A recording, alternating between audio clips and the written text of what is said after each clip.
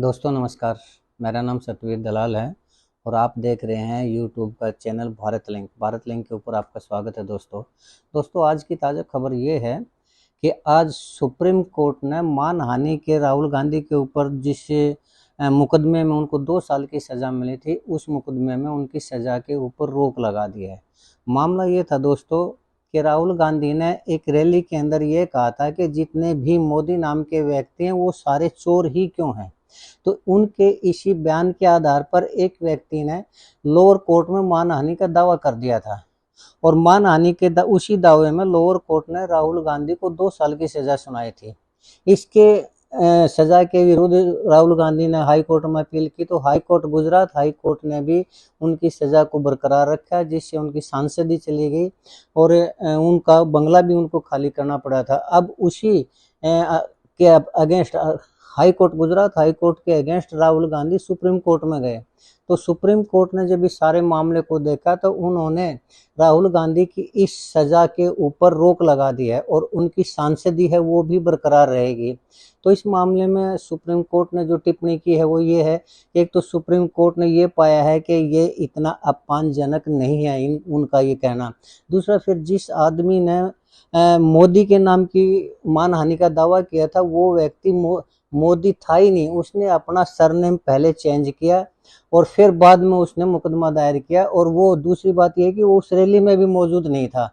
तो एक तो सुप्रीम कोर्ट ने इस चीज़ को आधार बनाया।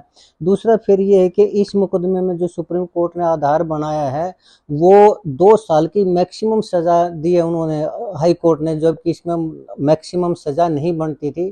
क्योंकि इसमें इतना ज़्यादा अपमानजनक मामला ये नहीं लगा। दूसरा, फिर सुप्रीम कोर्ट ने पाया कि जिस व्यक्ति ने वाद दायर किया था वो तो मोदी सरनेम का था ही नहीं। तो सुप्रीम कोर्ट को पाया कि सारा का सारा मामला राजनीतिक रूप से प्रेरित है और सुप्रीम कोर्ट ने इसी आधार के ऊपर उनकी सजा के ऊपर रोक लगा दी। हाँ, सुप्रीम कोर्ट ने एक चीज जरूर कही है कि उनको ये कहा है कि राहुल गांधी बोलते हुए अपने शब्दों की मर्यादा का ध्यान रखे, जबकि ये बिल्कुल कहना उचित है उनका। कई बार देखने में आता है कि राहुल गांधी जितने बड़े नेता हैं उस हिसाब से वो अपने शब्दों की मर्यादा के ऊपर ध्यान नहीं देते और जो उनके मुंह में आता है वो कह देते हैं, जबकि ये ऐसा अनुचित है। और ये सुप्रीम कोर्ट ने ये टिप्पणी बिल्कुल ठीक की है। खैर, इसमें मामला जो भी है दोस्तों, फिलहाल तो ये है कि राहुल गांधी की सजा के ऊपर भी रोक लगी है और जो उनकी संसद की सदस्यता खत्म हो चुकी थी वो भी उनकी दोबारा से बहाल हो जाएगी। और जब तक मामला सुप्रीम कोर्ट के विचाराधीन है, जबकि उनकी लंबित है उनकी अपील, तब तक उनकी वो इलेक्शन भी लड़ सकते हैं और उनकी सजा भी खत्म तब तक पोस्टपोन रहेगी। तो इस सारे मामले में दोस्तों ये बात बिल्कुल ठीक है कि सारा मामला था ही राजनीति से प्रेरित, क्योंकि जिस तरह से जिस आदमी ने वाद दायर किया वो मोदी कम्युनिटी से नहीं था, फिर भी वाद दायर करवाया गया और जिस हिसाब से फैसला आया लोअर कोर्ट के फैसला आते ही तुरंत अगले ही दिन उनकी सदस्यता से समाप्त कर दी गई, उनसे बंगला खाली करवा लिया गया। तो ये कुछ ऐसे मामले थे जिसमें राजनीतिक षड्यंत्र की बू आ रही थी और ये राजनीतिक षड्यंत्र कौन कर सकता है सिवाय बीजेपी की, और कोई भी नहीं कर सकता। क्योंकि पिछले काफ़ी टाइम से हम देखते आ रहे हैं कि जब से प्रधानमंत्री नरेंद्र मोदी बने हैं तब से विचार भिन्नता की राजनीति में कोई जगह रही है। उनका एक ही उद्देश्य होता है बीजेपी का कि दुश्मन को खत्म करो राजनीतिक रूप से, फिर चाहे उसके लिए कोर्ट का प्रयोग करना पड़े, उसके लिए सीबीआई का प्रयोग करना पड़े या ईडी का प्रयोग करना पड़े। जबकि 2014 से पहले ऐसा नहीं था। अगर कोई विचार भिन्नता हुआ भी करती तो भी नेता एक दूसरे का सम्मान किया करते, व्यक्तिगत रूप से किसी का राजनीतिक कैरियर खत्म नहीं हो किया करते। लेकिन मोदी के आने से अर्थात बीजेपी की सरकार आने से ये एक नया ट्रेंड चला है और उसने सिर्फ राजनीति को कांग्रेस मुक्त ही नहीं विपक्ष मुक्त भी करने के लिए वो प्रयासरत है, चाहे उसके लिए फिर उसको कोई भी हथकंडा क्यों ना अपनाना पड़े।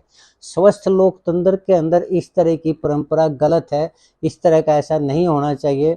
और जब राहुल गांधी के को सजा मिली और जैसा आनन फानन में उनकी सदस्यता खत्म की गई, उनसे बंगला खाली करवाया गया, तो पब्लिक के अंदर ये जरूर एक संदेश गया था कि ये राजनीतिक रूप से राहुल गांधी को खत्म करने का प्रयास है, जो कि कुछ हद तक देश के अंदर उनके प्रति सहानुभूति की लहर भी हुई थी। और इससे आज जो उनकी सजा पोस्टपोन हुई है, स्थगित हुई है, तो उससे भी राहुल गांधी के राजनीतिक कैरियर को पहले से ज़्यादा बूस्ट मिला है और उनका कद भी बढ़ा है और इससे कांग्रेस में एक नई जान भी आई है। तो कहने का मतलब ये है कि ये इस तरह की हरकतें बीजेपी खुद ही मोदी को जीवन दान राहुल को जीवन दान देने का जो कार्य कर रही है, उससे उनको राहुल गांधी को ही उल्टा फायदा मिलेगा और भविष्य में भी फायदा मिलेगा। और बीजेपी इस तरह की हरकतें करके अपना ही नुकसान करेगी और कांग्रेस का इसमें किसी तरह का कोई नुकसान नहीं होगा। क्यों? क्योंकि लोकतंत्र के अंदर आखिरी फैसला कोर्ट का या राजनीतिक पार्टी का नहीं होता, वो जनता का होता है और जनता हर चीज को देखती है, हर एक बात को समझती है। और अगर इस तरह की हरकतें या इस तरह के राजनीतिक षड्यंत्र बीजेपी की तरफ से होते रहे तो जो कांग्रेस आज धीरे धीरे खत्म होने लग रही है वो वापस मुख्य धारा में लौट आएगी और इसका खामियाजा बीजेपी को ही भुगतना पड़ेगा। इसलिए स्वस्थ लोकतंत्र के अंदर इस तरह के हथकंडे अपनाना किसी भी सूरत में उनको ठीक नहीं कहा जा सकता। उम्मीद है कि आगे से इस तरह के बीजेपी दूसरों को भी मौका देगी और इस तरह के हथकंडे नहीं अपनाएगी, तभी वो खुद बीजेपी के लिए भी ठीक है और राजनीति के लिए भी ठीक है और स्वस्थ लोकतंत्र के लिए एक ज़रूरी भी चीज़ है।